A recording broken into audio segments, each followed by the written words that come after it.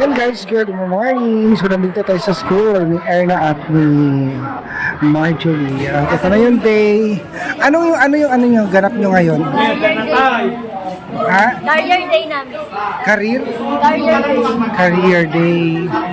So dalawa silang nurse ba yung costume? So, si ating nurse na si Erna.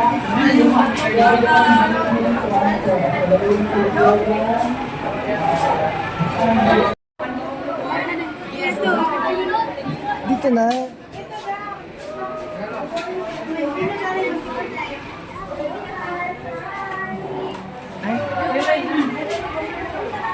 Wait lang.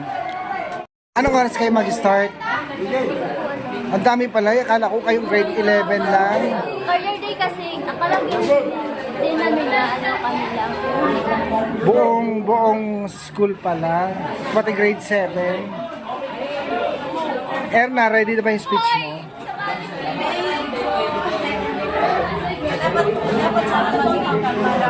Ha? Dapat magiging kalman. Yan po eh. Nervous ako yan po eh. Hindi ako marunong magkaan sa sarili ko kapag maraming ito. Mamamatay na talaga ako. Ano yung parang anong gawin? Kaya niyo yan. Sa akin hindi. Ay.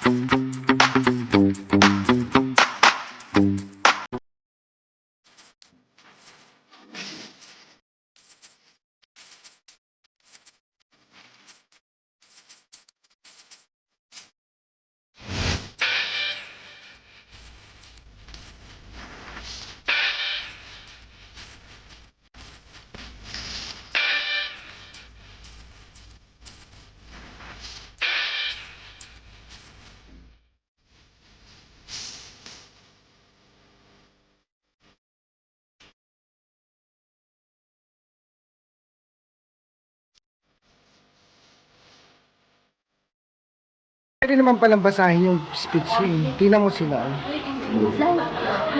Iba din kasi sa kanila. Pero may kopya kayo. Eh bakit sila nagbabasa? Pinili ng kanila yung walang choice kasi di ba nila kinuran. Ano no? Sabi ni sir, pag binasa mo, mababa din yung grades. Pag Batch nyo na ba yan? Hindi pa. After nito, ano pa meron? Uwi na kayo.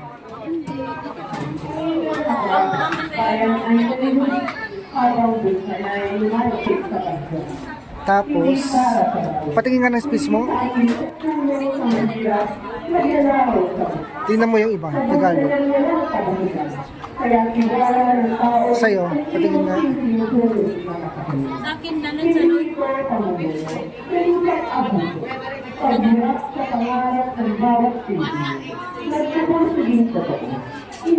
Sa'yo. Baba. Lakasan yung boses nyo. Ang hihina naman pa boses nila eh.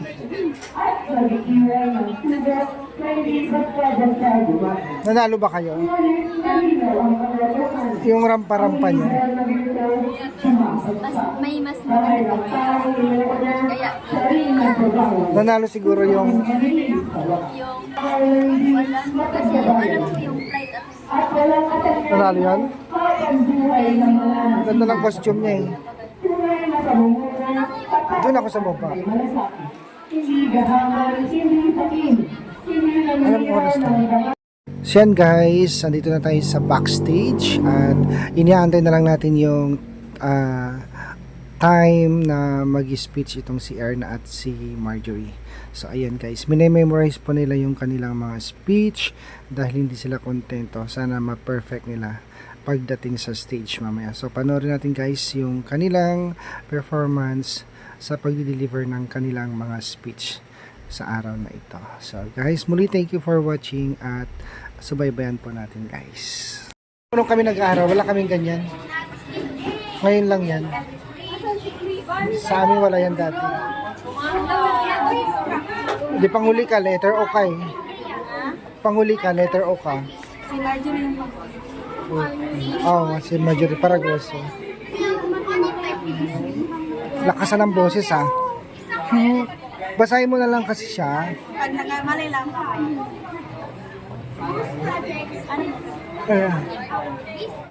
Pangilan ka.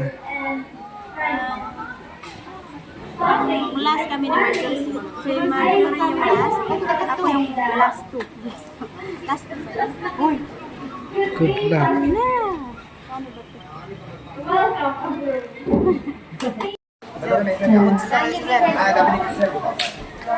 Good day, everyone. I am Erna Osada as your future nurse.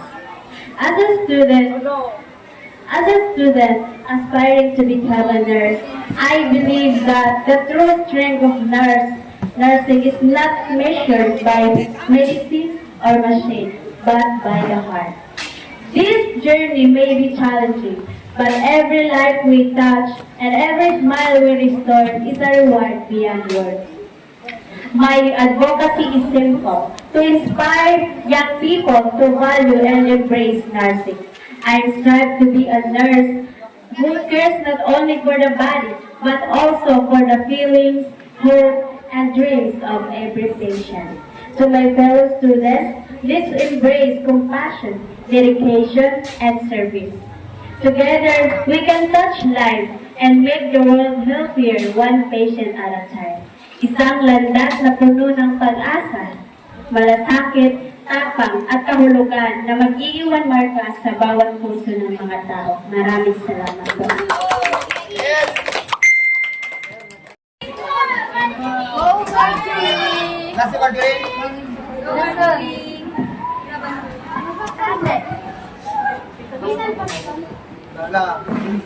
Good day, everyone. My name is Chris Marjorie Paragoso.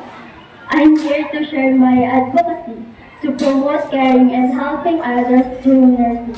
I want to be a nurse because one of the most meaningful things in life. Nurses care for patients, give comfort, and support people during difficult times.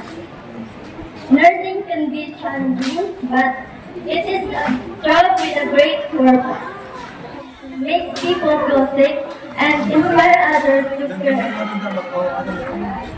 I hope to be a nurse who listens, understands, and cares for every people.